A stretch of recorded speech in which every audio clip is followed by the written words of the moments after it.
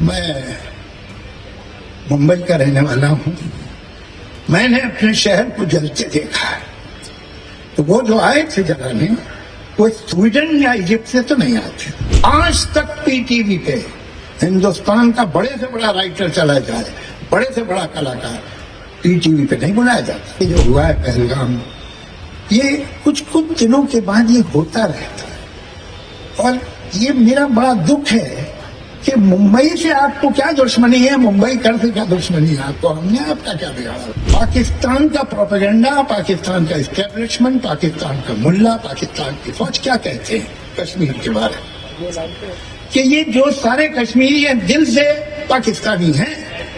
ये तो साहब हिंदुस्तान ने उन पर कब्जा किया हुआ है। झूठ झूठ। इनका एक पाप था कि जिंदगी में थोड़ा सा चैन खुशियों की घड़ियां ढूंढ रहे थे। ऐसा नहीं करना चाहिए था शायद, और यही ढूंढते हुए वो पहलगाम गए और पहलगाम में उन्हें बेरहमी से शूट कर दिया गया। ये बात हमें भूलनी नहीं चाहिए। ये मामूली बात नहीं कि मुंबई पे अरे जो नजर है दुश्मनों की, हमारा बुरा चाहने वालों की। मैं गया था लाहौर में, एक लिटरेरी फेस्टिवल था और वहां पर एक 3,000 आदमी हॉल में थे। ये आपको मिल जाएगा, वीडियो है उस पर यूट्यूब पे। तो सवाल कर रहे थे, मैं जवाब दे रहा था। अच्छे ही सवाल कर रहे थे, प्यारे, अच्छी मोहब्बत की बात कर रहे थे। लेकिन आप जब बादाम खाते हैं तो एक कड़वा बादाम जरूर आ जाता है मुंह में। तो एक मैडम खड़ी हुई और उन्होंने मुझसे कहा कि देखिए आप लोग इंडियन पता नहीं हमारे बारे में क्या समझते हैं। आप आए हैं, ये आपका दूसरा दिन है, हमने आप पे बम फेंक दिया, गोली मार दी आपको। हम तो क्या लिखिए आपसे बाहें खोल के मिल रहे हैं, हम तो हमेशा मिलते हैं। आप लोग को पता नहीं क्या प्रॉब्लम है, आप हमें क्या समझते हैं कि हम टेररिस्ट हैं, हम ये हैं। तो मैंने कहा मैडम वो है, जरूर देखिएगा, ऐसे यूट्यूब पे है। ये इस बात का जवाब मैं तकल्लुफ से नहीं दूंगा, मैं खुल के बात करूंगा। मैं मुंबई का रहने वाला हूं। मैंने अपने शहर को जलते देखा है। तो वो जो आए थे जलाने, वो स्वीडन या इजिप्ट से तो नहीं आए थे। और वो आज भी खुले आम आपके शहर में घूम रहे। आप बड़ी खुली बाहें मिलते हैं। आपके यहाँ से नुसरत फतेह अली आया, हमने सर आंखों पे बिठाया। आपके यहाँ से मेजी आखा आया, हमने सर आंखों पे बिठाया। आपके यहाँ से फैज अहमद फैज आए, अटल बिहारी वाजपेयी साहब की सरकार थी। ऐसा लगता था कि किसी स्टेट का हेड आया है। आगे लाल बत्ती की गाड़ी चल रही है, राजभवन में ठहरते, हर जगह उनका जो रिसेप्शन था। आज तक पीटीवी पे हिंदुस्तान का बड़े से बड़ा राइटर चला जाए, बड़े से बड़ा कलाकार पीटीवी पे नहीं बुलाया जाता। हिंदुस्तान की सबसे जो पॉपुलर पर्सनालिटी थी पाकिस्तान में 60 में, 50 में, 70, अनडाउटेडली लता मंगेशकर थी। आपने तो उसका कोई फंक्शन नहीं किया और आप कह रहे हैं कि आप खुली बाहों से मिलते हैं। अजीब बात। खैर अच्छा हुआ मैं अगले दिन वापस आ गया, इसलिए कि थोड़ी देर तो स्टंट हो गए थे लोग। जब तक रिएक्शन आया वहां, तब तक मैं वापस इंडिया में था। तो ये बातें देखते हैं। अब देखिए जो हुआ है पहलगाम, ये कुछ कुछ दिनों के बाद ये होता रहता है। और ये मेरा बड़ा दुख है कि मुंबई से आपको क्या दुश्मनी है, मुंबई कर से क्या दुश्मनी है आपको, हमने आपका क्या बिगाड़ा है। वैसे तो इस देश ने क्या बिगाड़ा आपका, सब बात तो ये है। हमने तो बड़ी कोशिश की, सब कोई सरकार हो, तो कांग्रेस हो, बीजेपी हो, कोई, उसने हमेशा कोशिश की है कि पड़ोसी से संबंध ठीक हो जाए। अटल जी गए थे, मैं भी था उस बस में, तो उस जगह गए थे जिसको कहते हैं निशाने पाकिस्तान, जो उन्होंने जहां अनाउंस किया था कि हमें पाकिस्तान चाहिए, और अटल जी वहां गए and he gave his respect to that place. अब इससे ज्यादा क्या करते भाई। ये अलग बात है कि जब वो वापस आ गए तो अगले दिन उस जगह को धोया गया कि जहां अटल बिहारी वाजपेयी आया था। उसी के कुछ दिनों बाद हम तो दोस्ती के लिए गए थे ना, बहुत अच्छा बोले थे वहां। करगिल हुआ, करगिल इन्होंने नहीं किया था, इनकी फौज ने नहीं किया।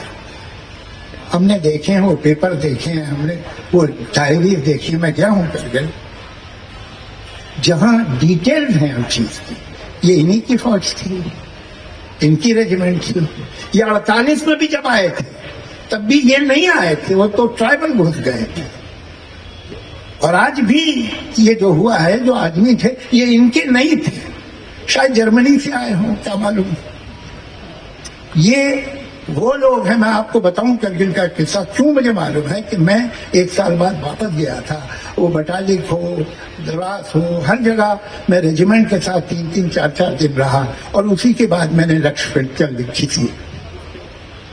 तो मुझे उस वक्त के जो एडजुटेंट थे उन्होंने बताया कि हमने जो ये लोग यहाँ मर गए थे, तो आर्मी ने कहा ये तो हमारे आदमी ने, हम नहीं जानते कौन, पाकिस्तानी आर्मी। तो इन्होंने मौलवी बुलाया फौज ने और कहा कि प्रॉपर तरीके से जैसे एक मुसलमान को बेरी करते हैं वैसे करिए, पूरी इज्जत के साथ। और वो एल्बम उन चेहरों की लेके गए एडजुटेंट, जब मुलाकात हुई पाकिस्तानी एडजुटेंट से अक्रॉस नो मैन लैंड पे, तो उसने लेने से इनकार कर दिया। कहा कि भाई ये मैं ले लूंगा तो फिर मैं ओन कर रहा हूं कि हमारे आदमी थे, मैं नहीं लूंगा। मीटिंग खत्म हो गई। फिर वो अलग से आए एडजुटेंट साहब, उनका यार वो मुझे दे दो एल्बम, उसके घर वालों को उनसे खबर कर दूंगा। तुम जब अपने सिपाही को ही नहीं ओन कर सकते हो भाई, तो तुम किसे ओन करो? जो तुम्हारे लिए गलती से जान दे रहा है, तुम कहते हो ये हमारा नहीं, जब वो मर गया। तो ऐसे लोगों से क्या बात की जाए, आप ही बताइए। बड़ा दुख है। लेकिन जहां इतनी बातें की, मैं एक और बात बताऊं, बहुत जरूरी है सबको सुनना। पाकिस्तान का प्रोपेगेंडा, पाकिस्तान का एस्टेब्लिशमेंट, पाकिस्तान का मुल्ला, पाकिस्तान की फौज क्या कहते हैं कश्मीर के बारे में, कि ये जो सारे कश्मीरी हैं दिल से पाकिस्तानी हैं, ये तो साहब हिंदुस्तान ने उन पर कब्जा किया हुआ है। झूठ झूठ। सच ये है कि 48 में जब इन्होंने हमला किया था तो 3 दिन तो लोकल कश्मीरियों ने उन्हें रोका था, हमारी फौज तो 3 दिन बाद पहुंची थी। सच तो ये है कि वो हिंदुस्तान के बिना रह ही नहीं सकते। आज जो हुआ है सबसे बड़ी तबाही तो उन पे आई है, उनका टूरिज्म खत्म हो गया कई वर्षों से, जो उनकी रोजी रोटी है। कश्मीरी हिंदुस्तानी है और वो दिल से, कुछ छोड़ दीजिए, पागल सब जगह मिलते हैं।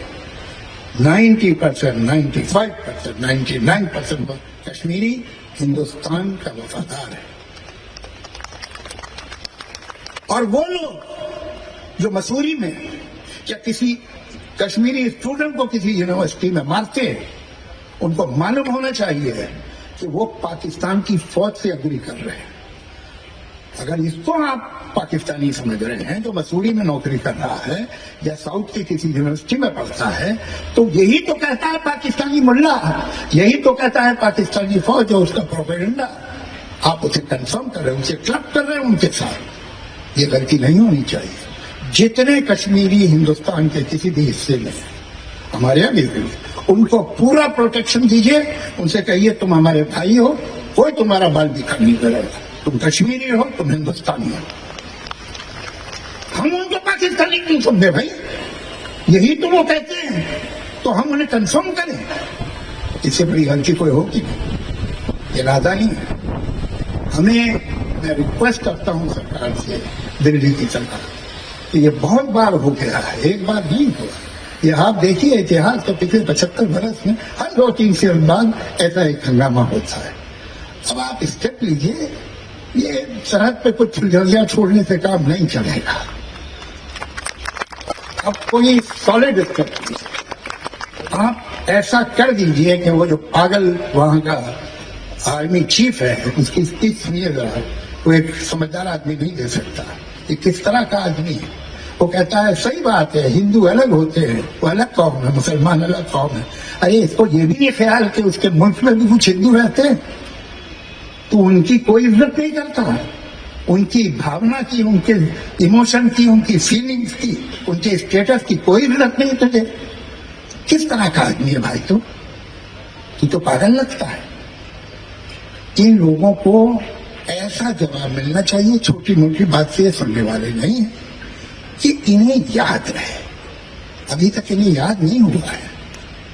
तो ये क्या होगा, ये तो अजीत पवार साहब बता सकेंगे, प्रफुल्ल भाई बता सकेंगे, भुजबल साहब बता, मैं तो जानता नहीं इतना राजनीति को, लेकिन मैं इतना जानता हूं कि अब वक्त आ गया है कि एक आर और पार की बात हो जाए।